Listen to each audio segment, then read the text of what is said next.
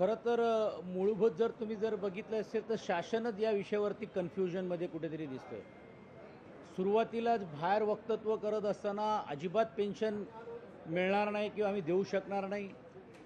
ज्यावेळी विधिमंडळामध्ये विधान परिषदमध्ये असेल सभेमध्ये हा प्रश्न ज्यावेळी विरोधी पक्ष म्हणून घेऊन आम्ही मांडण्याचं काम केलं तर ह्याच्यातून काहीतरी तोडगा काढता येईल, मार्ग काढता येईल असं सुतोवाच केलं जातो. जी समिती किंबहुना विरोधी पक्षांना एकत्रित करून घेऊन बैठक लावण्यात आली त्या बैठकीमध्ये कुठे सुस्पष्टता नाही. म्हणजे खऱ्या अर्थाने ह्यांना हा विषय कसा हाताळायचा किंवा विषय हाताळत असताना याला न्याय द्यायचा की नाही द्यायचा हाच प्रश्नचिन्ह निर्माण होतोय. आणि म्हणून मला असं वाटते की आज सर्व कामगार संघटनेने एकत्रित रीतीने येऊन काही करून घेऊन हा पेन्शन मिळाल्याशिवाय आम्ही माघार घेणार नाही हा निर्धार केलेला आहे.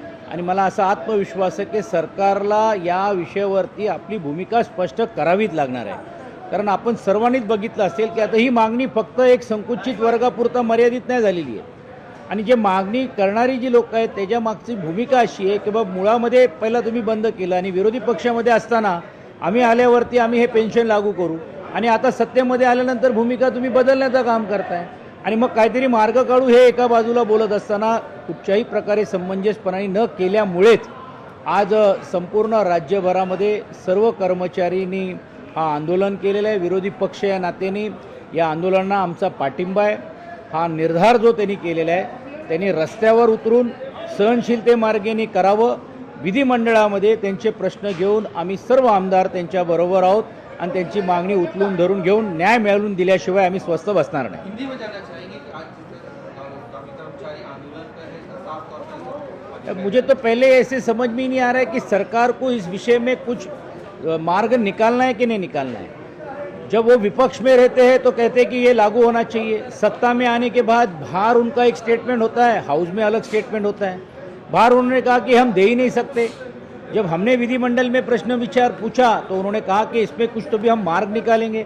मार्ग निकालने की मानसिकता विपक्ष के माध्यम से हमने उनको बात की, बैठकर चर्चा की तो उसमें कोई ठोस निर्णय नहीं लिया जा रहा है. और इसलिए आपने देखा होगा कि आज सब कामगार वर्ग आज इस आंदोलन में शरीक हुए हैं. हम इस आंदोलन को पूरी तरह से पाठिंबा देते हैं. हमारा यह आह्वान भी रहेगा कामगारों को कि सहनशीलता मार्ग से और लोकशाही के मार्ग से, अहिंसा के मार्ग से उन्होंने ये आंदोलन करना चाहिए. वो और पूरी आंदोलन को ताकत देने के लिए, उनको धार मिलने के लिए हम विधिमंडल में आज कामकाज शुरू होने के पहले हम पूरी तरह से इस विषय को लेकर सरकार को इसके बारे में अपनी भूमिका स्पष्ट करने के लिए हम आग्रह धरेंगे.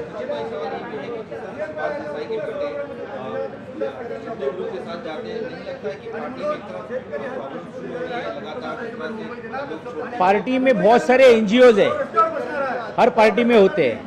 तो अगर कोई एक एनजीओ चल गया तो पार्टी जाती है ऐसा नहीं है.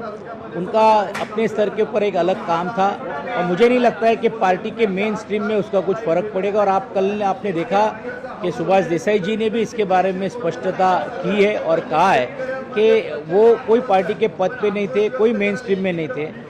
वो जाने जाते थे अपने पिताजी के कारण और आज पिताजी ने उनकी स्पष्ट भूमिका ली है और उस भूमिका को तहत ही पार्टी में कोई दरार या पार्टी को कोई उस चीज़ का फर्क नहीं पड़ेगा.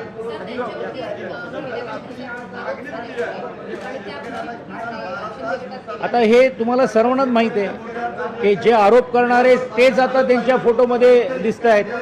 अनेक आरोप करणारे विधिमंडळामध्ये जे आमदारांच्या बद्दल जे चर्चा केली जाते आणि नंतर ते त्यांच्या मांडीला मांडी लावून घालून बसताना पण आपल्याला पाहायला मिळतात. ते लोक काय सुज्ञ आहे, लोकांना माहीत आहे की कोण काय म्हणून. आणि म्हणून मला वाटतं त्यांच्याबद्दल वैयक्तिक याच्याबद्दलची कमी टीका किंवा आरोप मला करायचं नाही. कारण ते पक्षामध्ये नव्हतेच म्हणून जे व्यक्ती नव्हते तर त्याच्याबद्दल बोलण्यात काय अर्थ नाही.